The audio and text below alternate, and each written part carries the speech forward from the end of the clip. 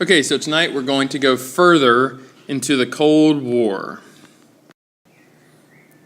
Now, as we know, the Cold War is a competition between the United States and the USSR, and they're basically trying to promote their system to the entire world. The Americans are promoting capitalism and democracy, and the Soviets are promoting communism. What makes this super scary is both sides have nuclear weapons. Now, as we said, what makes this a Cold War is that these two countries don't fight directly against each other on the battlefield. Instead, they will often fight with third-party countries, or what are called proxy wars. A proxy war is simply where two countries fight in a third location.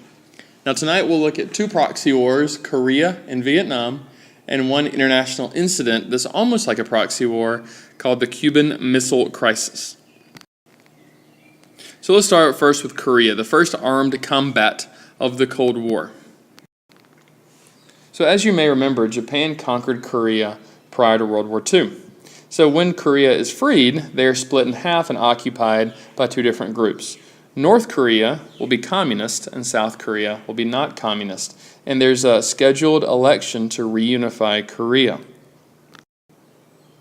Now, this is North Korea's founder, Kim Il-sung. He's a dictator. Could you ever guess? He's the father of Kim Jong-il and the grandfather of Kim Jong-un, the current dictator of North Korea today.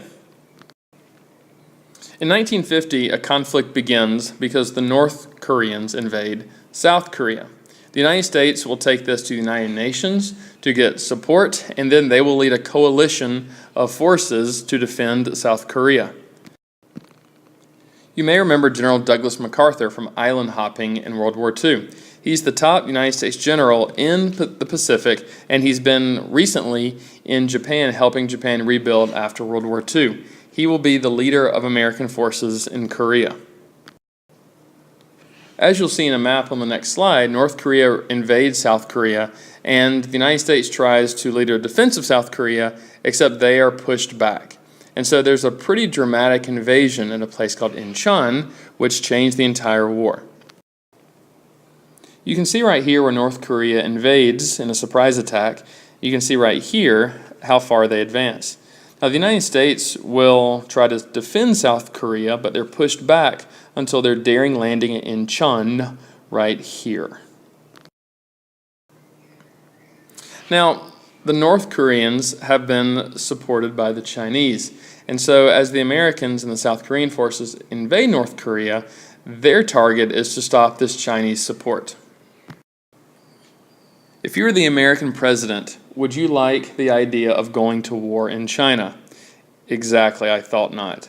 So even though China is known to be supporting the North Koreans, President Truman will prevent any type of attack against the Chinese.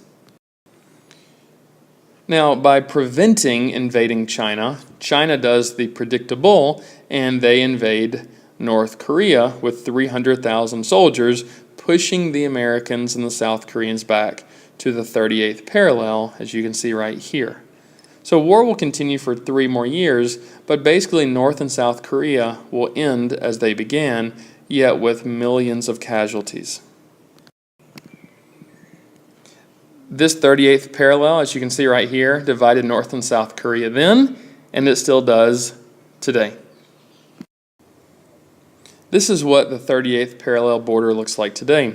And these guys right here are South Korean soldiers whose job it is to look out for any type of attack that may be happening from across the border. By the way, the border's right here. Now, this is from the other perspective. These are North Korean soldiers right here. And notice one is looking at North Korea, not even looking at South Korea. The other two are looking at each other. Why do you think these two guys are looking at each other? And why do you think this guy right here is looking at North Korea? Now, meanwhile, in Latin America, we have a major issue involving Cuba. Now, Cuba, as you know, used to be a Spanish colony. The United States helped to free it, and then the United States really made a lot of money out of Cuba. In 1959, a revolution finally took place, and the corrupt dictatorship of Fulgencio Batista was overthrown. Now, the United States liked Fulgencio Batista not because he was a corrupt dictator, but instead because he gave the United States access to cheap raw materials. Plus, the United States had so much money invested in Cuba in things like tourism that they didn't want to lose their investment money. The revolution was led by Fidel Castro as well as his brother Raul Castro and the famous Bolivian revolutionary Che Guevara, and they will organize a new communist government, nationalizing all privately held lands. This means that the government now owns the entire raw material base of the country. Now, the United States doesn't like this, so they stop selling everything to Cuba, which is still the law today. It's called an embargo. But they also try to assassinate Castro. They try to overthrow him many times. And even one time, they tried to poison him so all of his facial hair would fall out. That's right, he would lose his beard, and then hopefully people would not respect him. That's a true story. Obviously, the United States will not trust Cuba, and so they will fly all of these spy plane missions to take pictures over Cuba. In October of 1962, they find Cuba building missile sites. This is one of the photographs of a missile site in Cuba. Now you can see why this scares the United States, because if these are nuclear missiles, they can hit most of the United States very quickly, including Rome, Georgia. Sad, sad.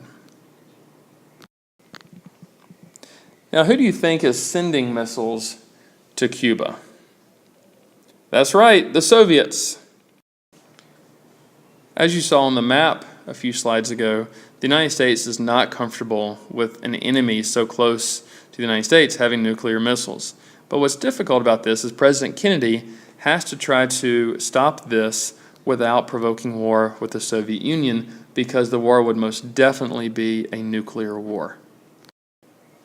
What do you think this propaganda cartoon is trying to say?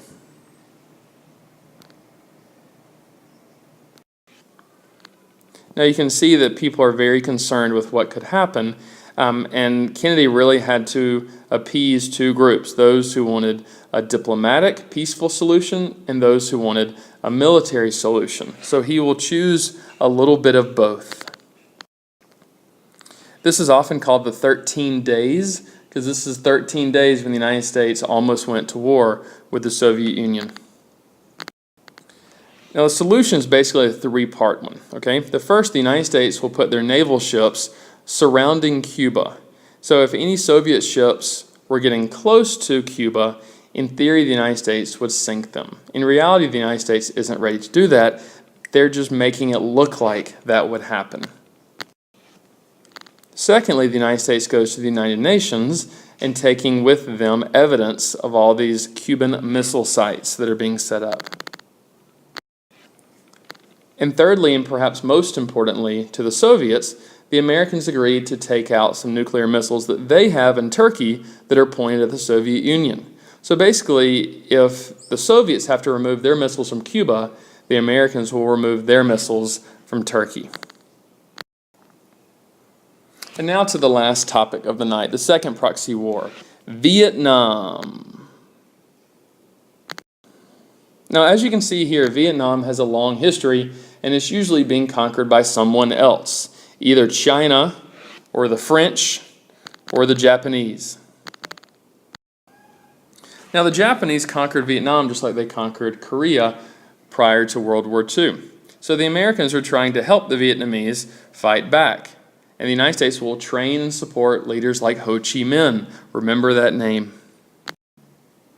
So as you know, the Japanese lose World War II, so the Vietnamese believed, hurrah, we are now free. Well, not so fast. France isn't going to just let a former colony slip away like this. They really need a lot of money after a devastating experience in World War II. So the United States really has to help France. Do you know why? Exactly, because the United States needs all the allies they can get in Europe to fight communism. So to do this, the United States has to keep their friends happy, so they will support the French in Vietnam. Now, though the United States doesn't send soldiers, they do send money, and so in the end, they pay for about 80% of the French costs of war. In the end, it does no good, and France is forced to leave.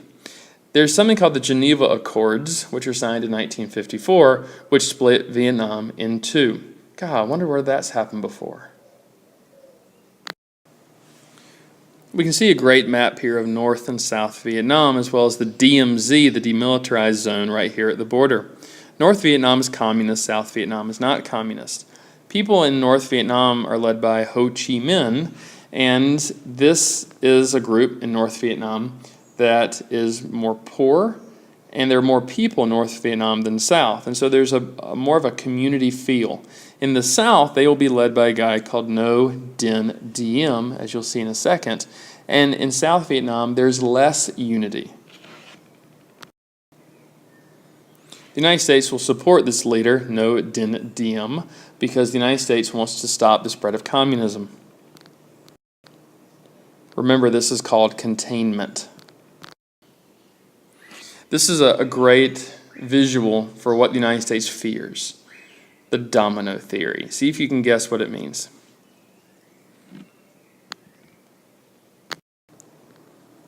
Now, the problem is the United States probably picked the wrong leader. Diem isn't as popular as he said he was, and instead there are a lot of people who are even more enamored with communism in South Vietnam. So there are people who really support Ho Chi Minh, even though he's the leader of North Vietnam. Here's Diem meeting with President Dwight D. Eisenhower, the same guy who planned the D-Day invasion of Normandy. And here's the communist leader of North Vietnam, Ho Chi Minh.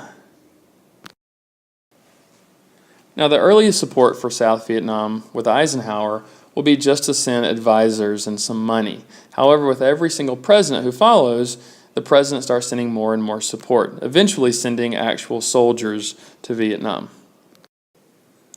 And it really gets out of hand when something called the Tonkin Gulf Incident takes place in 1964, where an American battleship was attacked by North Vietnamese forces. This is a great picture because it really shows the American experience in fighting in a foreign location like Vietnam. How does this compare to island hopping? Now, the United States lost the Vietnam War really for four major reasons. The first is that the Vietnamese are so used to being conquered and colonized, they felt like they were fighting for their freedom. Secondly, as you see on the screen, the United States really didn't have a lot of support for this war back home because people in the U.S. didn't understand why the Americans are fighting a country so far away. As well, people are horrified because the action of the war is being filmed and broadcast to TV screens. So this is turning people against the war. Also, costly and very controversial tactics like Agent Orange will turn people away from the U.S. This is a herbicide. This meant to take leaves off of trees. And the Americans were dropping this over their enemies in North Vietnam. And this is what it did. The idea of this is that the enemy could not hide where there was no cover. Now, as well, guys, people are ingesting this Agent Orange, this herbicide, and it's giving them horrible, horrible symptoms and even diseases.